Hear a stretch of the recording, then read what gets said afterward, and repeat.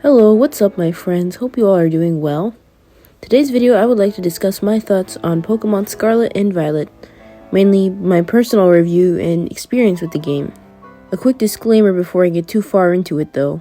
I have not played the DLC and the content on the DLC will not be discussed in this video. However, I do have the Nintendo Switch Online and have had what I would say is a fair amount of experience when playing online. So with that being said, here are my thoughts. The game is really a mixed bag in terms of reviews generally, and I can honestly understand why. I think this game is definitely worth playing, but the price is pretty high as it is for most first-party Switch titles. So for a game with mixed reviews, it is definitely hard to justify buying it. But I'll say for myself that I actually genuinely enjoyed this game despite some of the negative aspects that other reviewers have mentioned. The game isn't perfect by any means, but I believe it's still a solid game, so I'm gonna review each part of the game. The gameplay itself is pretty chill. I mean, I found this game to be pretty cozy and relaxing at times, even more than Pokemon Legends Arceus, because at certain sections, it doesn't have any physical combat mechanics, and it is more strictly RPG and exploration stuff. It's still very similar to original Pokemon, while still adding new features and gimmicks that make it interesting. Speaking of the gimmicks, the terrestrializing, I think is how you pronounce it. Terrestrializing Pokemon feature is okay. Changing the type is okay and all, but I didn't really use it, and it just felt like a lamer, mega evolution. Because the Pokemons don't really get new designs, they just get a gem on their head depending on the type that's being terrestrialized. I don't expect every Pokemon in the game to get a second design or anything, but it doesn't really add much to the game for me, and I think it's not that interesting in general. I think the new Pokemon from the Paldea region are pretty cool, but the only ones that actually stood out to me a lot are the starters and Miraidon. Because the Iron Pokemon didn't really impress me that much, personally. Now, the main part I believe people complain about in this game is the difficulty and the performance. Well, the lack of difficulty. Because the difficulty in this game is easier than other Pokemon games. And when I was playing, I could definitely feel that, especially with the online battles giving you experience, and it helps you level up to grind to high levels. But I don't think it's necessarily bad. It all depends on the player, obviously, and for me personally, I enjoyed having the game be a little easier. Because I kind of treated the game as more of a relaxing game experience rather than a super stressful, action-packed, intense game. It was fun to lay back, and I usually play the game on the weekends when I really needed rest, so it was helpful for me. On the other hand, I think the performance isn't something I can really justify for myself. I feel like the game had the potential to run much better if it was optimized better for the Switch, and I found several bugs and slightly unfair moments while playing, since sometimes the Pokemon wouldn't be visible or just spawn in until I was really close, and I would often get lost because I couldn't really see what was in front of me because it was still loading. I do think that this can be just because the Switch isn't extremely powerful, but this really should have been taken into consideration during development. I mean, it was made for the Switch.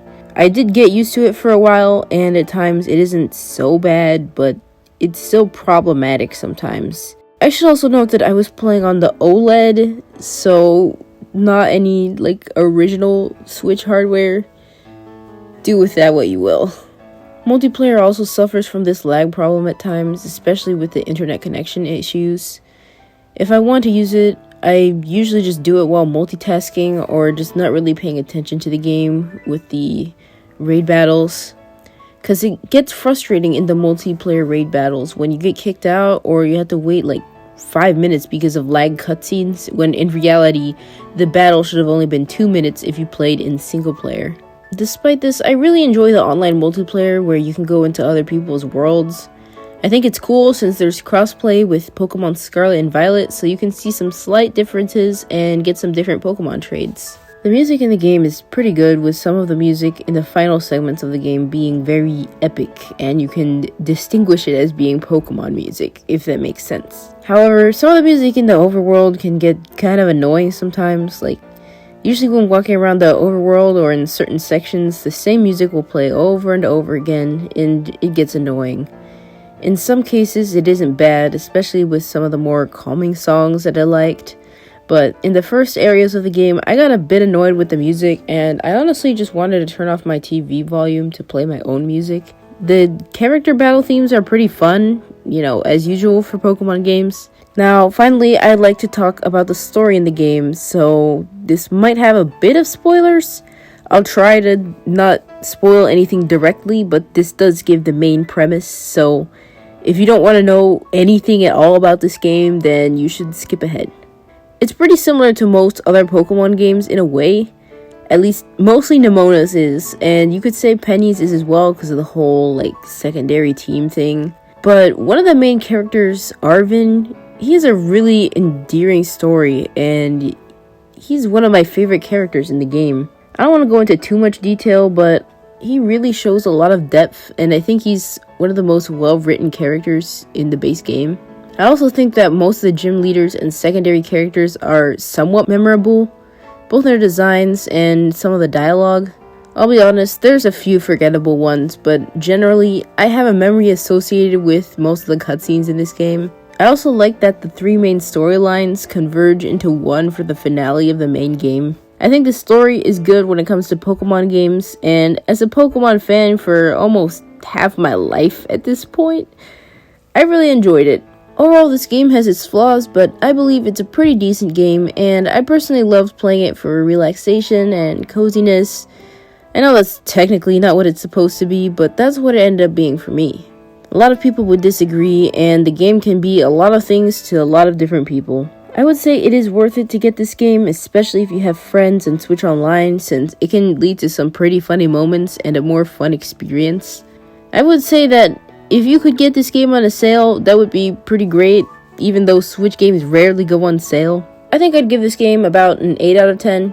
Hopefully this helped lay out some of the pros and cons of the base game. If I ever get the DLC, I'll make sure to make a part 2 to help you guys out in seeing if the DLC is worth it for you. Thanks for watching. Make sure to subscribe to be up to date on my videos and streams, since I stream every Saturday at 8 p.m. Eastern Time. And make sure to leave a like if you enjoyed this video and want to see more. See you in the next one. Bye!